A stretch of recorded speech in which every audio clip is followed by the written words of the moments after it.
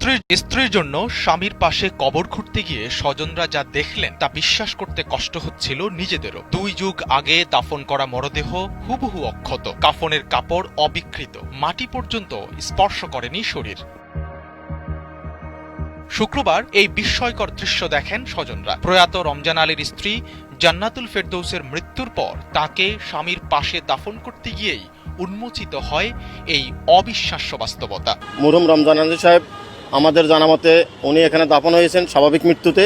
উনি অত্যন্ত পরেশগার মানুষ ছিলেন, একজন ক্ষুদ্র ব্যবসায়ী ছিলেন।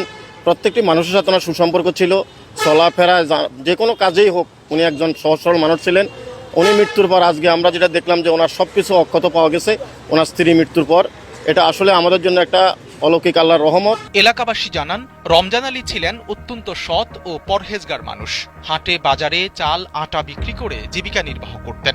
5 ওয়াক্ত নামাজ আদায় আর ইবাদত বন্দিগিতেই কাটত রমজান আলীর দিন। আমার বয়সে আমি অনেক আগ থেকে, অনেক ছোটবেলা থেকে আমি কবর খোঁড়ার আরম্ভ করছি। এই পর্যন্ত আমি ঘুরতেছি। সর্বনিম্ন আমার তো গণা নাই, যা আমি জানিও না। এই যে গণা লাগবে এটা আমার মাথা ছিল না যে এটি গণলে ভালো হবে। তো আমার মনে হয় আমার সম্ভবত আমার 1000 দেবো, 1000 উপরে ছাড়ে দেবো যে কবর আমি খুঁজছি, যে কবর আমি খুঁজছি।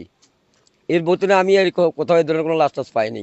পাইছি হাড়, পাইছি আমার মাথা, পাইছি আমার ওই যে কি কয়েকজন মানুষের এই পাকস্থলীগুলো হাড়গুলো পাইছি, কিন্তু ওই কাপড় টাপড় পাওয়া যায়নি।